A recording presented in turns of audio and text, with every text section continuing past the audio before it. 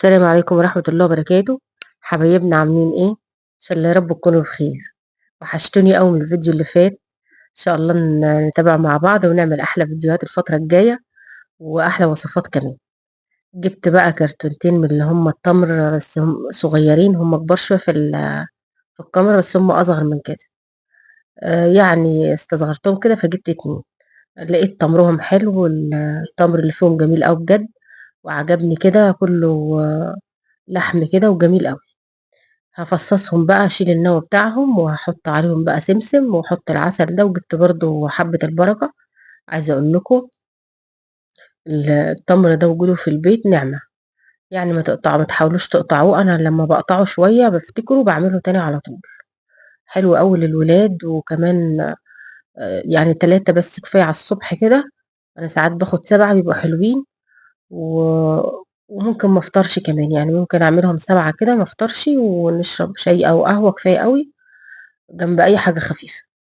شايفين بقى عملت هنا دي كرتونة، فصصتها كلها، حطيت بقى عليها سمسم، واحط عليها شوية حبة البركة، ونص برطمان العسل. هو البرطمان برضو صغير مش كبير، ما عملتوش برضو كله، فوضت شوية صغير منه كده. شايفين عسله جميل ازاي. عايزة اقول لكم البلح ده جميل قوي ومفيد جدا لأي حد.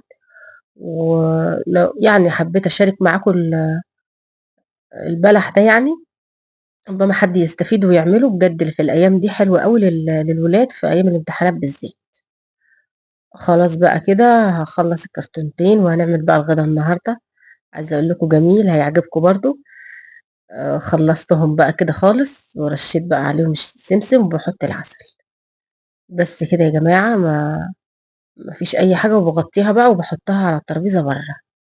عايزه اقول لكم ما بتتشالش. ممكن يعني اي حد يكشفها وياخد واحده، فانا يعني احبهم ياكلوا منهم قوي. انا عاملاه الصبح من بدري، كنت جايباهم بالليل وسبتهم، فقمت الصبح بقى كده صلينا ودخلت عملته لهم. وخلاص بقى كده حبيت يعني اشاركه معاكم، ويا رب تستفادوا منه. دخلت بقى على الغدا. آه، ده كيلو بانيه غسلاه كويس قوي بالليمون قدامكم اهو في البوله. هقطعه بقى رفيع قوي، يعني عايزه اقول لكم بطوله كده بس رفيع. هنعمل شاورما سوري يا جماعه.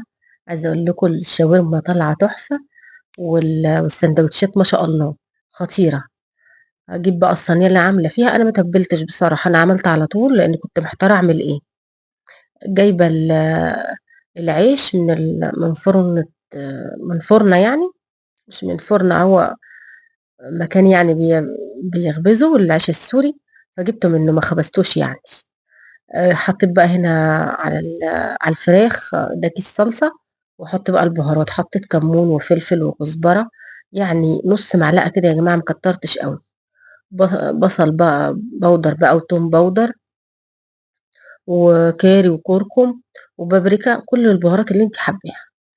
عايزه تحطي زبادي مفيش مشكله، انا حطيت ليمون، عصر فرقه ليمونه بس ميتها كتير شويه. وحطيت ملح وحطيت زيت وخل، بس ما حطيتش زبادي، مش عايزاها بصراحه تبقى بعد ما اسويها يبقى فيها زبادي كده، لا. ما حطيتش بصراحه زبادي، اللي حاب زبادي يحط. بس يعني الصلصه مع البهارات مطلعه الفراخ، عايزه اقول لكم مفيش احلى من كده شاورما. هاساوي بقى الفراخ دي كويس قوي في الصينيه. بس كده يا جماعه مفيش اسهل من كده. ولا تحطي بقى طاسه على النار ولا اي حاجه، في الصينيه كده وندخلها بقى الفرن. انا حاولت ان انا احط حته جنب حته كده، افرد قوي في الصينيه. لو هتعملوا كميه كبيره يعني ممكن تحطوها على صينيتين، عشان عايزاها تحمر كده وتطلع طالعه من الفرن خطيره. هعمل بقى التوميه عبال ما الشاورما تستوي، لان العيش معايا جاهز، مش هعمل عيش. انا جايبه الكيلو من العيش ب30 جنيه. دي كوبايه ميه على كوبايه، على نص كوبايه من النشا. بس كده هقلب فيهم. خلاص هي بتعمل على طول، لان انا حطاها في طاسه واسعه، فهي على طول قلبي فيها على طول هتلاقيها استوت معاكي.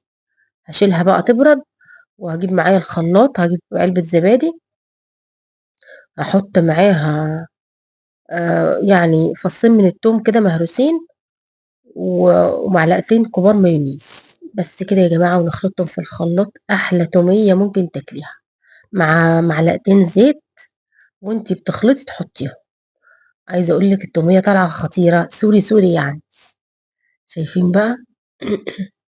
هاسيبها بس تهدى بس كده، مش تبرد أوي يعني، تهدى، وبعد كده أنزّلها بقى في الخلاط، وأحط بقى علبة الزبادي، بس هي علبة الزبادي جات كبيرة مني، لأ باستصغره شوية في علبة الزبادي، عشان كده يعني طالعة سايلة شوية، بس عايزة أقول لكم إنها ربطت أوي معايا وكانت طالعة جميلة. خلاص بقى حطيت يعني نُص معلقة من التوم مش كتير، وأحط بقى عصرة ليمونة، وهاحط شوية ملح، والزيت هاحطه وأنا باخلط. بس كده يا جماعة، دول معلقتين كبار من المايونيز. هاحط بقى الملح، وهاحط الزيت وأنا باخلطها. بس دي كل المكونات يا جماعة، شايفين جمالها؟ هي سايلة شوية عشان لسه مخلوطة، أنا خلطتها كتير يعني، بس عايزة أقول لكم أنا قُلت لأ ده سايلة أحطها في التلاجة، لأ طالعة في التلاجة جامدة أوي، ما تحطوهاش في التلاجة، سيبيها 10 دقايق هتلاقيها ربطت معاكِ وبقت جميلة أوي.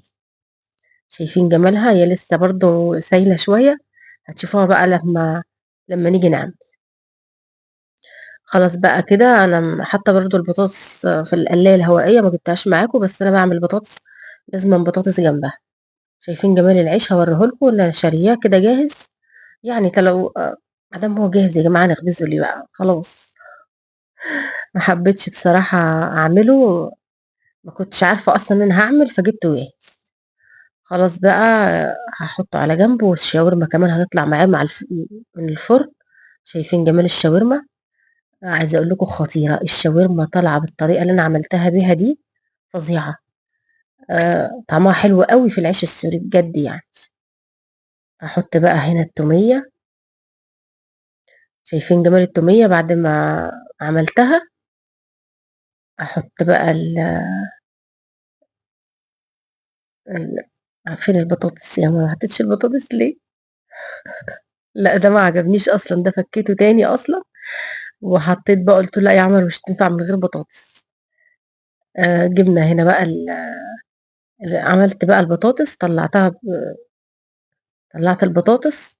كان عمر بيقول لي: "يعني حطّي شاورما من غير بطاطس." أنا مش عايزة شاورما من غير بطاطس، قُلت له: "براحتك أعمل لك واحد و وخلاص." قال لي: "لأ حطّي بطاطس." فحيّرني معاه بجد. حطيت بقى شاورما، شايفين بقى البطاطس، البطاطس مع الشاورما فظيعة، ومكتّرة كده الساندوتش معاكِ وعاملاه جميل. عملوا معايا كيلو البانيه عمل معايا 10 ساندوتشات، عايزة أقول لكم ال10 دول يا جماعة لو جبتهم من برّه بمبلغ، فكان جميل أوي بجد. واسيبهم بقى وأنا حطيت بقى نقطة زيت على الجريل كده وعملتهم خطيرة. شايفين التومية عاملة إزاي؟ جميلة، ما فيش أحلى من كده تومية. هاحط بقى شاورما وأحط بطاطس وهنلِف، ما فيش أسهل من كده غدا. إحنا بعد يعني كنا محتارين نعمل إيه، فقُلت لهم هنعمل كده إن شاء الله، بس هاتوا لي عيش جاهز وإحنا نعمله. خلاص بقى يا جماعة جبنا شيبسي بقى جنبه، كانت أكلة خطيرة. هُم كانوا عاوزين كمان ساندوتشات تاني، بس كده خلاص بقى يكمّلوا تاني بالليل. خلاص بقى حطيت نقطة زيت على الجريل، نقطة صغيرة خالص مش كتير يا جماعة، وأمّا أشيل برضه الساندوتشات هاحط يعني لو عوزنا زيت هنحط نقطة صغيرة كده مش كتير. وهاسيب بقى الساندوتشات، عايزة أقول لكم خطيرة، خطيرة. اللي ما جرّبوهاش فايته كتير، أصلًا أنا ما باحبش الساندوتشات الشاورما من برّه. الشاورما اللي على السيخ دي هي أذواق الأكل، عمر بيحبها أوي بس أنا باحبها أنا. اللي أنا عاملاها دي اللي خطيرة بجد. شايفين بقى لون التشويحة بتاع الساندوتش خطير بجد. هاطلّعهم بقى على صينية، وعايزة أقول لكم طلّعت معاهم مخلل قرنبيط اللي إحنا كنا عاملينه مع بعض، ما بقاش يا جماعة مخلل خلاص، خلّصوا المخلل.